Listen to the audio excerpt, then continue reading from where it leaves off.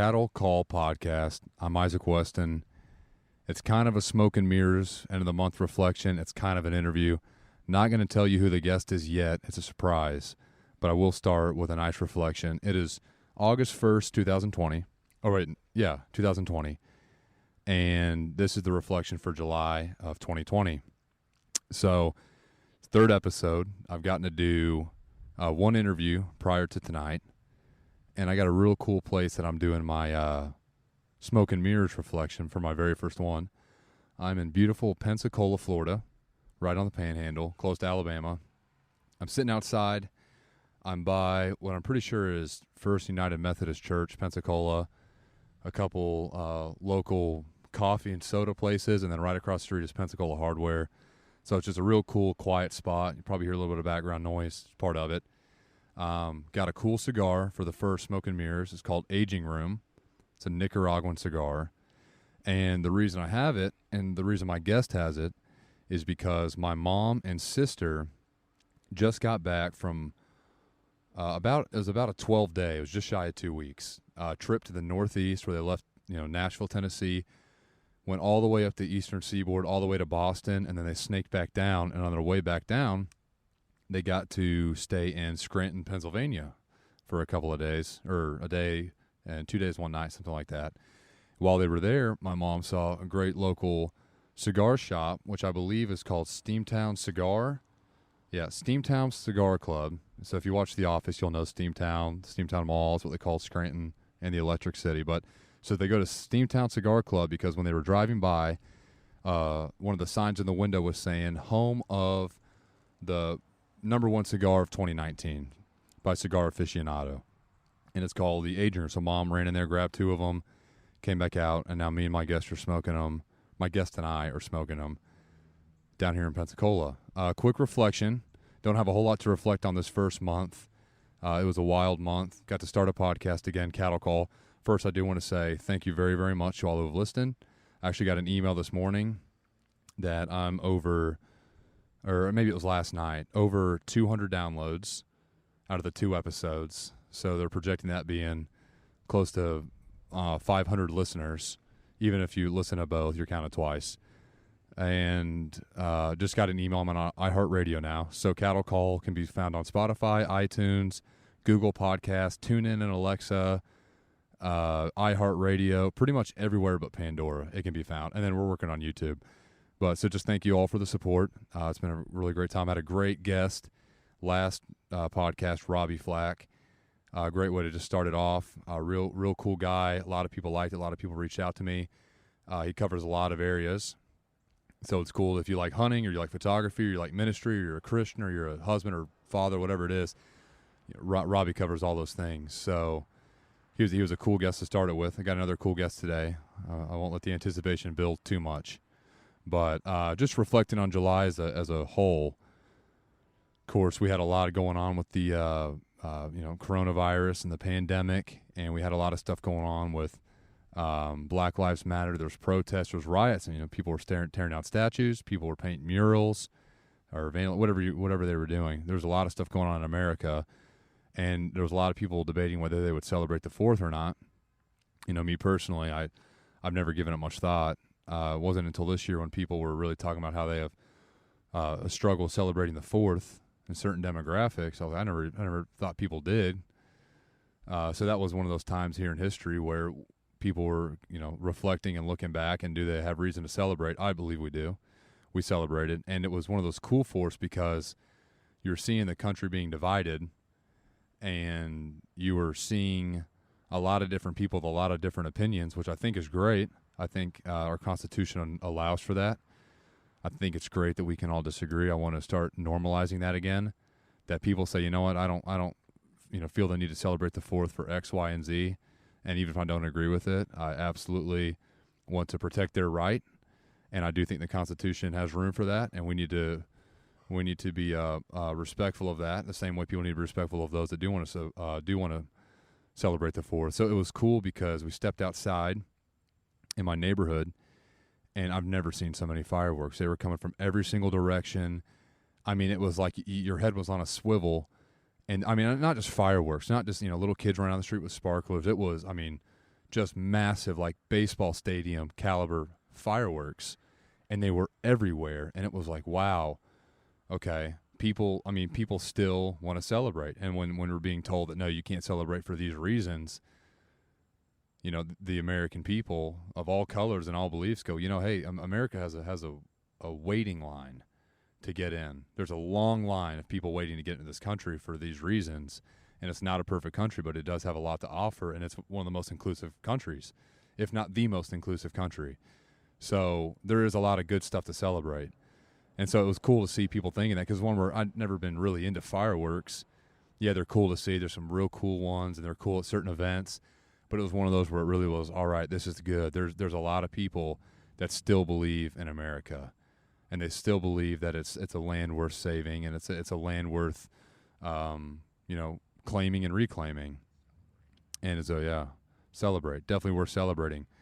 So that was a cool way to start the month. And of course, just starting the podcast, that was great to be back.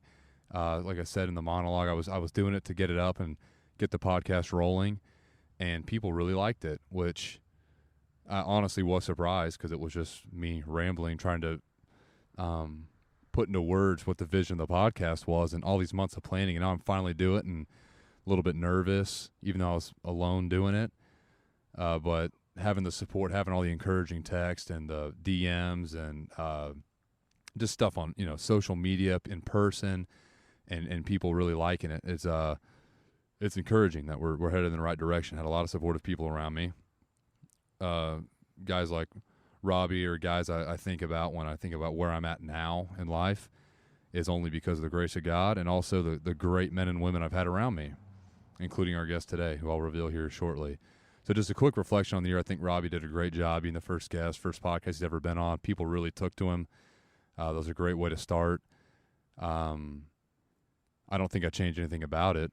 I mean, it was pretty natural. I probably saw the mistakes and the rambling and stuttering, and that's part of it, man. That's part of it. So wouldn't really do anything different. I thought he made some very valuable points. I'm really excited when I get back down to Memphis here in a couple weeks, that I get to interview more people that I've gotten to meet over the years. Some people I've reached out to. There's still some people I've lined up in Nashville that are real cool guests. I'm real excited to have on. We just got to find nail down a time to do it. But I really like to start getting some other perspectives on things, and see where we all line up, see how people would agree with Robbie or agree with me, but also disagree with us, or maybe we're completely different people. But hey, that kind of stuff that Robbie said, or the guest today said, even though I, wouldn't vote the same way or wouldn't want to work in that field, I'm right there with him on that, right there with her on that. So it's cool.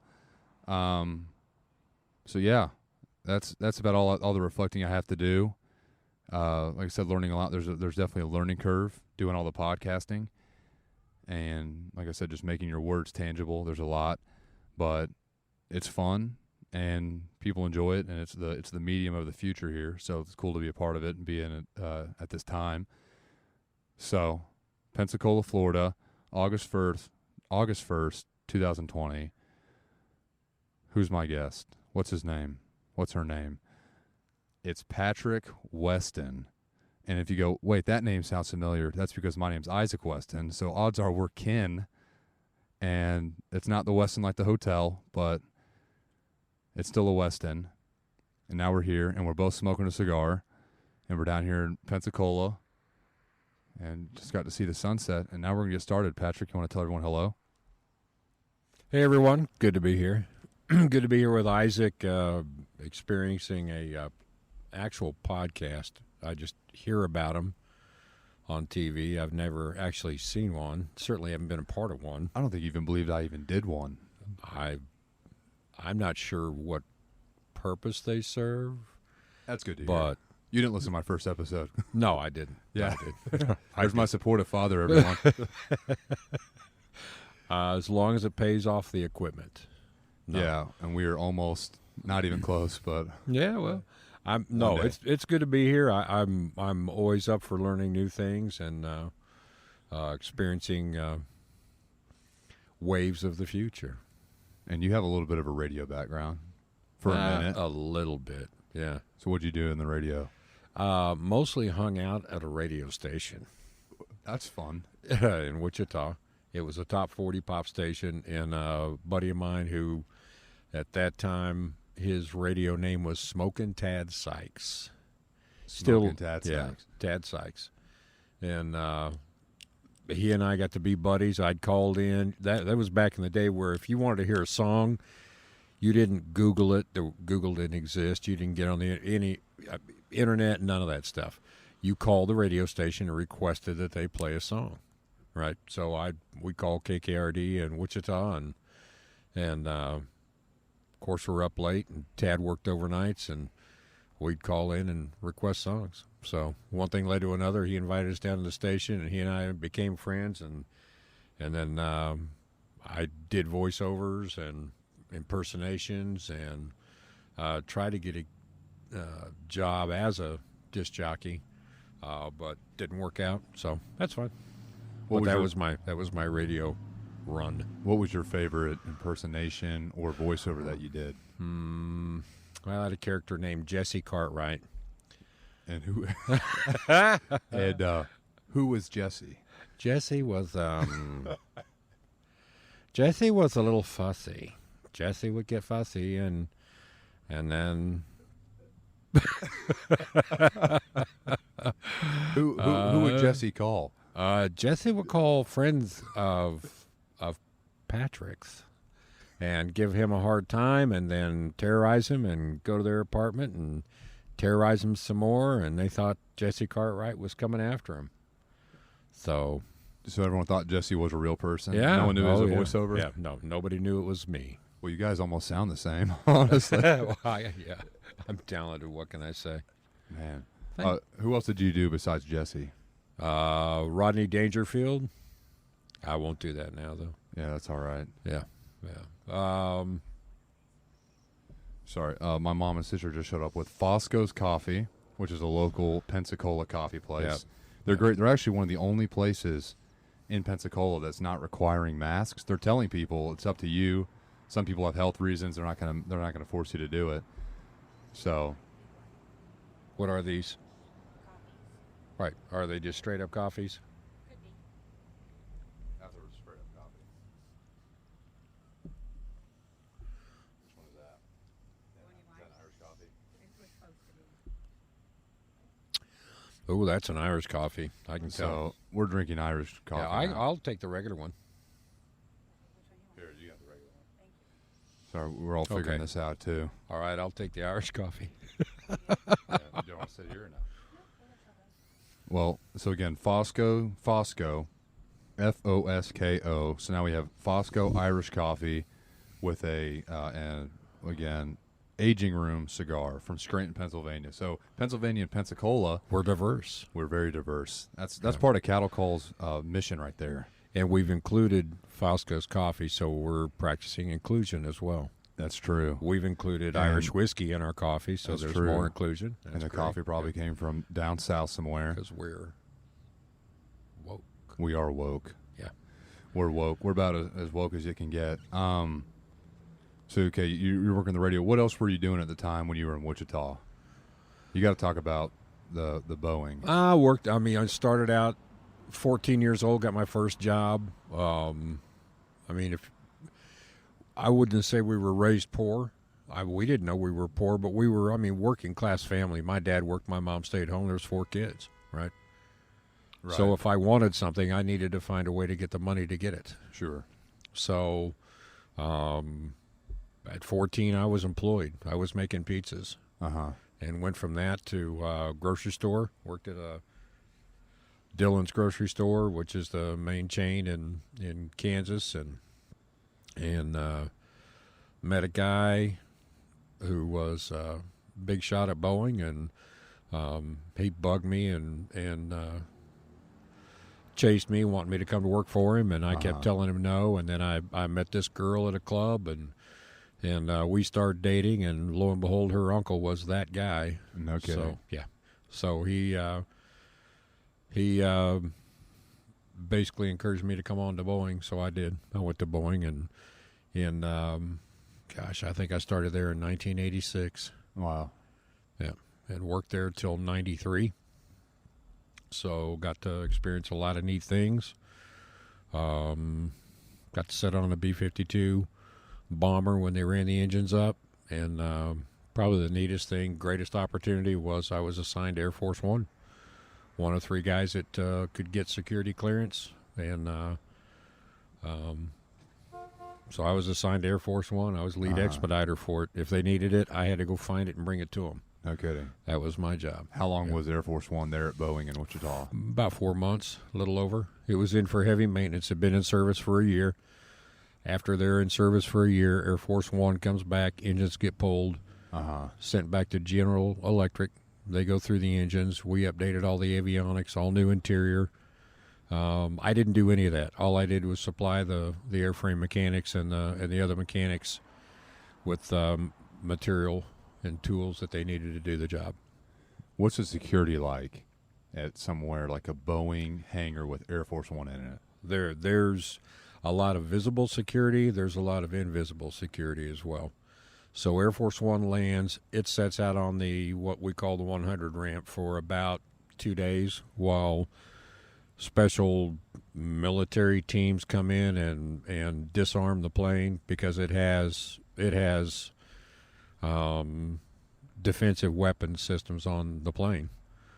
So all that had to be taken off before they brought it into the hangar. So there was a huge, I say huge, it was like a Class A motorhome size, black van, no windows, obvious communication center for Secret Service and whatever. Well, it sat outside the hangar where Air Force One was for the entire time the plane was in the hangar.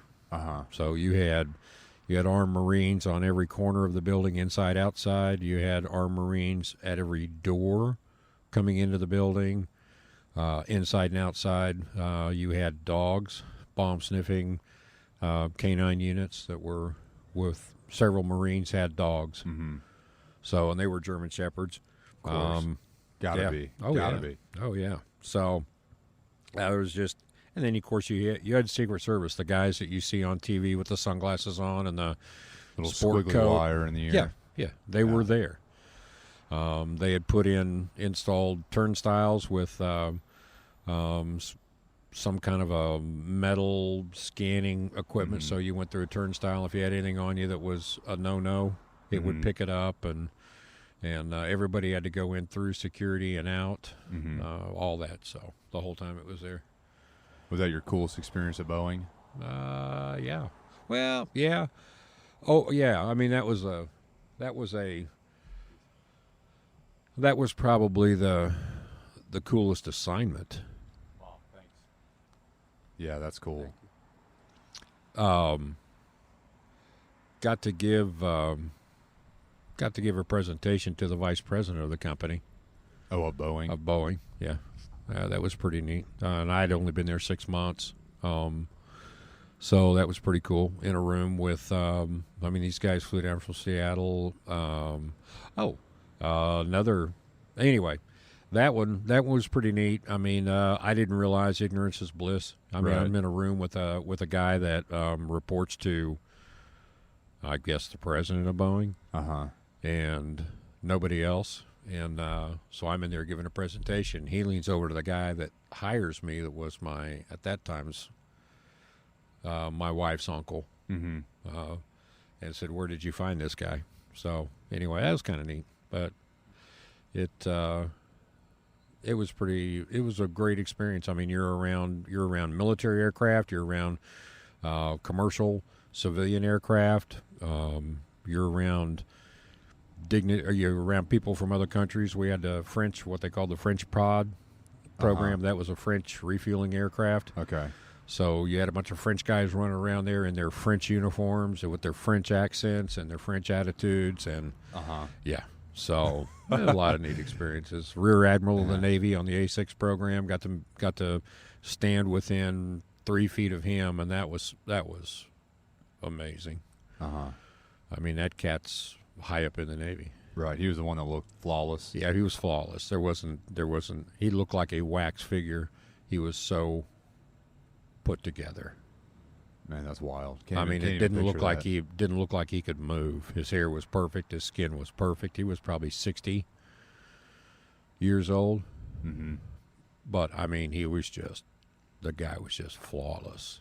I mean, he was Rear Admiral of the Navy. When when he puts his shoes on, they're perfect. His pants are perfect. His jacket, his everything. I mean, he's Rear Admiral. Man, that's cool. So what's one thing you've seen just since you've been alive? I know there's more jobs you don't have time to cover that you've gotten to do, stuff with real estate, stuff with cars, stuff with home remodeling, stuff with just different forms of management for different companies. But what's one thing that you've seen that has been lost in America? And you can talk about jobs, you can talk about just culturally, you can talk about a movement. What's something that you've seen from those days back when you started working at 14 years old, what America was like then, what the culture was like then, and what stuff's like now? What's one thing that when you really think about it, you notice, okay, that's something we've lost along the way? It is there's a bunch, man. Right. There's a lot of stuff we're missing. Probably one of the most important things I think that has an effect on a lot of different things is we do everything for ourselves now first, instead of doing something just because it needs to be done, or we do something in such a way that we do it a certain way because that's the right way to do it. We don't do that anymore. People are concerned with how does this nobody wants to do anything unless it benefits them, right? I guess that's what I'm saying. Okay. So you see that in all ages, where people really, it seems like their mindset is, okay, how does this benefit me? How am I going to be? And I don't care if it is the smallest thing or the largest thing. It just seems like there's an overall culture of me first. I need to benefit. Right. Everything, every bit of effort that I put out needs to benefit me. Right. And if it benefits somebody else in the meantime or in the process of benefiting myself, okay. But it doesn't seem like doing something like Samaritan's Purse. Okay. And I've never even done anything with them. I know you have. Yeah, and one time, yeah. Yeah, and I've heard you talk about the experience, and I've looked into their organization. They're not doing anything to benefit Franklin Graham. Right. They're not doing anything to get a bigger building, to get higher up in the world of disaster relief. Right. They don't want to be everything. number one like that, Right. So I guess it seems like the culture now it's a me first culture. Right. Yeah, I got mine, and I don't care if anybody else gets theirs. I got mine, and if even to the point where some of these folks, if it causes you not to be able to ever get yours, when I get mine, okay, oh well, I got mine. Right. And I think that's probably, a great big long answer for, in a nutshell, folks are selfish. Yeah, human nature for sure. Yep. And now, just like with anything that's going on, and always has gone on, one thing I've been thinking about, just through all the stuff we've had to endure the last 5 months, I don't think it's the darkest time in American history by any means. It's by far the toughest since I've been alive. Right. I think we've been here before. But when you look back, and I got the privilege of studying the Bible this last year in the downline program Robbie talked about, and we spent a lot of time in the Old Testament. And I never really understood the Old Testament. In fact, just a quick little tangent. One time I was reading through Leviticus, so I wanted to read through the entire Bible. And there's some that you just got to bulldoze through. Right. Like, you may not understand it, but you know that it's in there for a reason. So I'm reading, and one time I'm on campus at University of Memphis reading Leviticus. It's probably 3-4 years ago, and I'm really struggling with it. And then one of the guys who worked, he was on staff with a ministry called Campus Outreach. He came by, and he's a great dude named Kevin. And Kevin was wanting to go get a doctorate in Old Testament theology, which that alone, like, wow. People don't realize that, Old Testament, 75% of the pages in your Bible. It's a substantial part of your Bible, and we don't really talk about it much. And he wants to get a doctorate studying that 75%.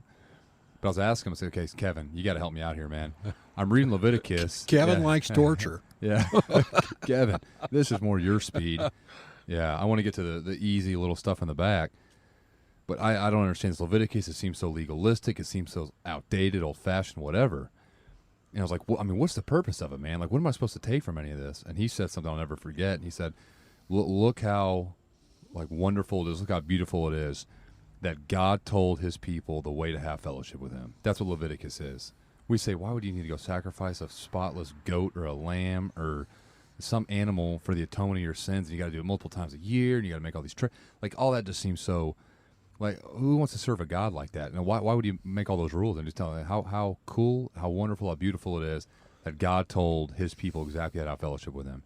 And as I studied the Old Testament and got to see more of that, why we have to do that, and then you see the stuff going on now, the human heart has never changed. You know, human condition, the depravity of man has always been the same. And you look at the stuff going on in America now, and yeah, we have always been selfish. And people are thinking stuff like, oh, well, America or capitalism or white supremacy, whatever you want to, whatever little, keyword you want to throw out, you can say that's the reason for it. But really, if you think about it from a spiritual or biblical level, or even not, just think about it philosophically, none of those things make a person selfish, right? All it does is it allows it to happen. It gives you like an outlet to show it. Pretty much, it's exposing the selfishness that's already there. It's now giving you an opportunity to practice it. See what I'm saying? It's like we're all selfish, but through some of the stuff that's going on now, it's like you can't say this is making you selfish. It's not. The same way someone makes you angry, they're not at fault for you being angry. They just expose the anger that's already in your heart. And that's what we're seeing now, because you look around going on, it's like, man, people are hurting, but they're not hurting because of someone else. Like they're something has happened in their life, they're hurting, and now this is exposing the hurt in their heart. This is exposing the hate in their heart, whatever it is, whatever you want to say. And, of course, that's not exclusive to any group of people. That's everybody. That's man. The other thing, I mean, you can break it down even simpler than that. It is a rebellion against God. It's a rebellion against everything he stands for. Because God, where, on the one hand, he'll say, I've come that you may have life and have it more abundantly. There are restrictions. You're not allowed under Christianity or a lot of these other religions, you're not allowed to do just anything you want to yourself or to other people. Right. So there's restrictions. Well, we're okay with that for the most part. Right. But I mean, you look at what's going on now, and it is. I mean, what are the people that are setting things on fire, tearing things down, destroying things?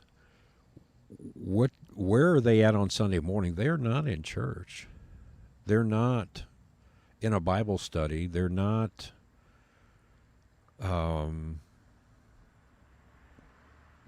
They're not looking to a higher authority. They think they are the authority. Right. That's true, yeah. They are now the authority.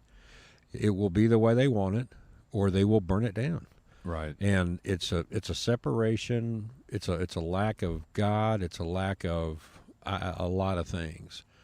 But I mean, look at what you could be capable of, but that the Holy Spirit is in you. Mm-hmm. What would you be capable of if the Holy Spirit wasn't in you, convicting you? Probably wouldn't be here guiding doing this, you. Yeah.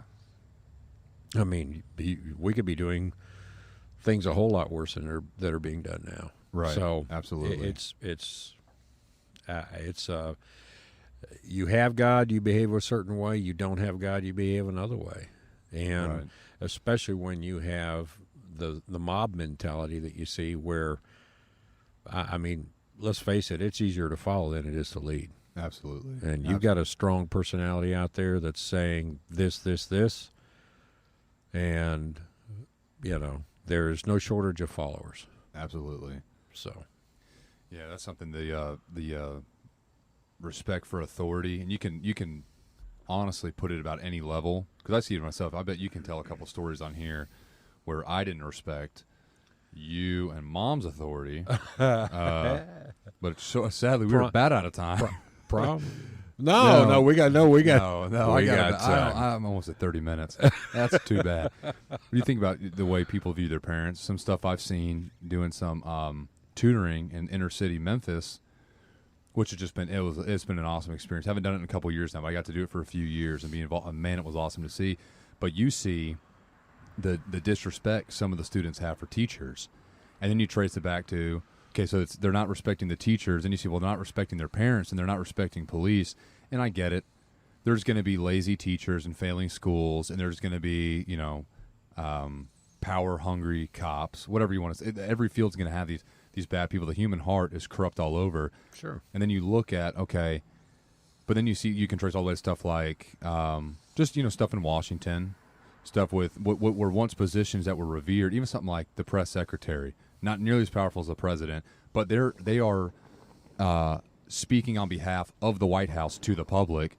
Right. And the press secretary, which I adore her, number one, but no matter who's in office, I don't want that person to be out there talking, and then reporters on both sides of the aisle sitting out there yelling her and cutting her off, and then when she's trying to answer a question, they're cutting her off and trying to put her in a corner. Like, dude, she is in a more powerful position than you, whether you like her or not, whether you're friends or not, whether you're on a first-name basis or not. Let her talk because she's in the authority position right now. And same with, like, this teacher's in the authority position, you got to respect. And right now, you're not seeing overall.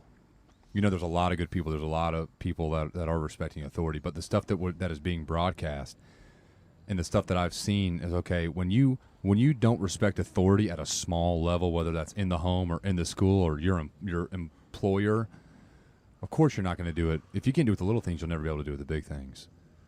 Well, here's the other thing, and you've experienced this. You can testify to this. You're taught respect. You're taught to respect authority. You're taught to respect, not necessarily authority only, but I mean, you're taught to respect everything, everybody, your coworker, your peer. Right. I mean, people are individuals, are humans, are actual. It's an actual person. It's not a boss. It's not a cop. It's not a press secretary.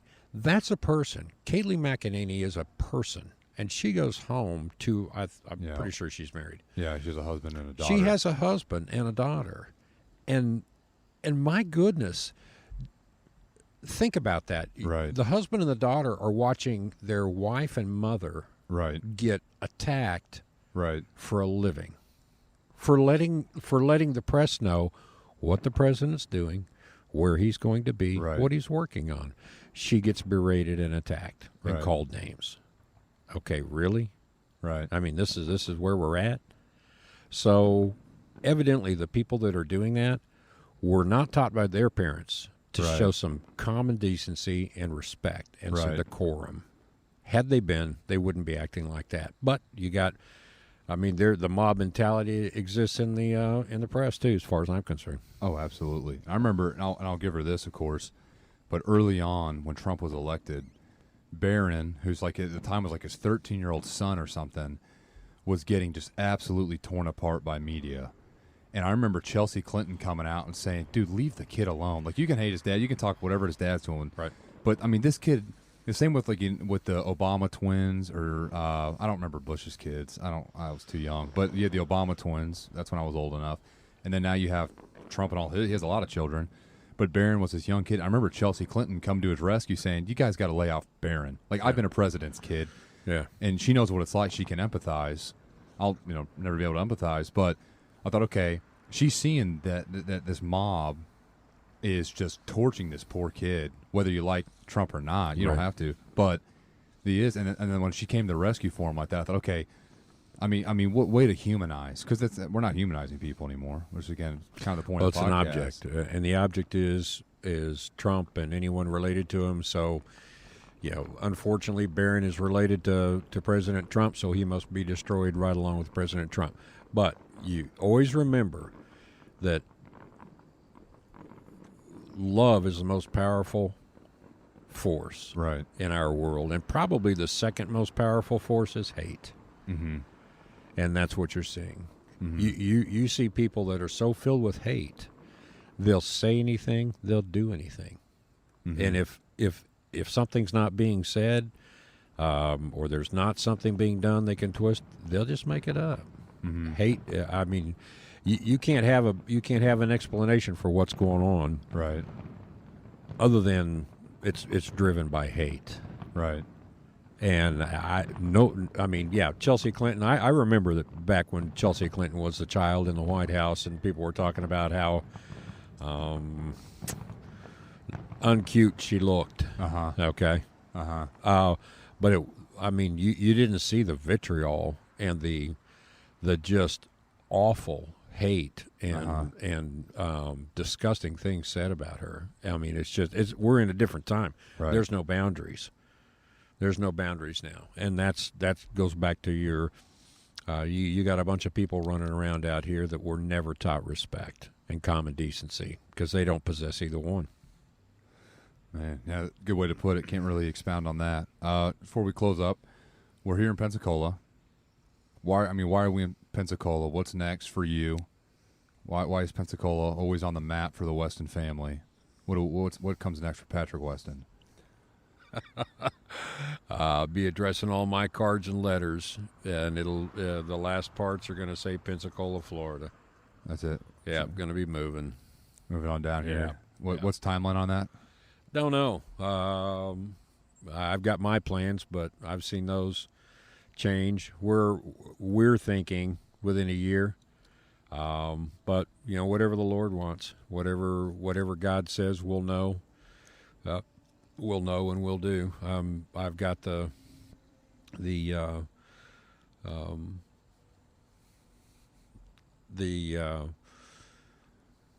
steadiness of my wife, who is tuned into God. Right. You know how well she's tuned into God. Absolutely. And she's called me out for things I haven't even done yet. Yeah.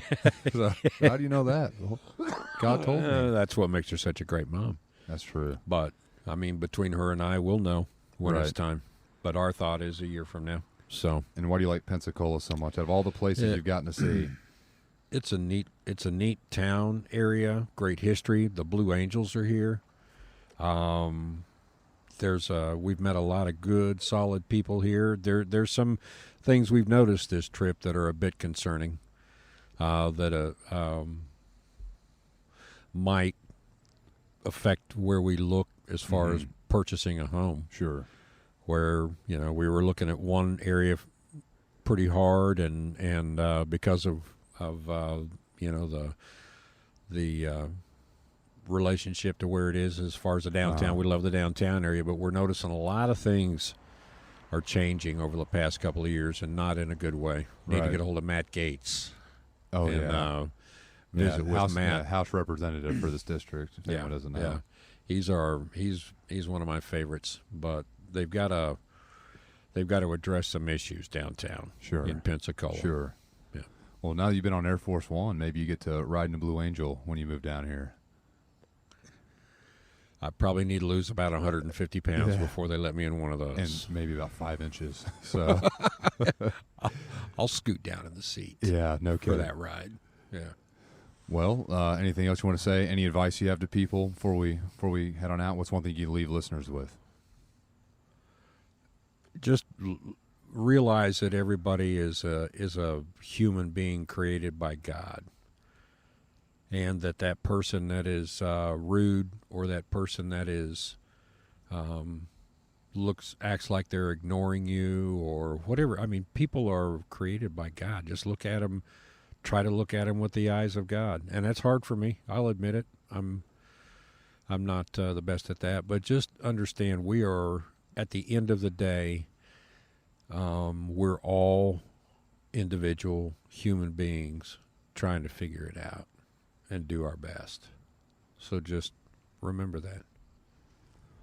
Well, cool. Thank you for coming on, Dad, Patrick Weston, Patrick Dean Weston. What do you think of the cigar? Dude, it's a great stick. Yeah, we've seen the cigar community, people calling them sticks. Yeah, You're this is a good what? stick. What do you mean good stick? The longer I work it, the better I like it. It's really good. Yeah, it was pretty harsh at first, but it's become a good companion for the evening. Oh, absolutely. So would recommend it if you're into cigars. Look up Aging Room. I haven't verified it, It's bad journalistic practice on my end. But it was, according to Mom and the store, the Steam Down Cigar Club, it was the 2019 Cigar of the Year, #1 cigar. They rank them. So it's the #1 cigar, aging room. It's let me look at the band real quickly of what kind of cut this one was. Quattro is what it says. And it's like a little torpedo, and it's kind of dark. But it's good, and it absolutely does. Smells strong, but it really smokes mild. It's good. Yeah, burns evenly. So, yeah, well, that was it. That's a Smoke and Mirrors, first Smoke and Mirrors ever, with a guest appearance by Jesse. Jesse Cartwright. Well, thanks for coming on, Jesse. But again, this is coming from you from Pensacola, Florida, on August 1st, 2020. I'm Isaac Weston. That was Patrick Weston. And we will see you on the other side.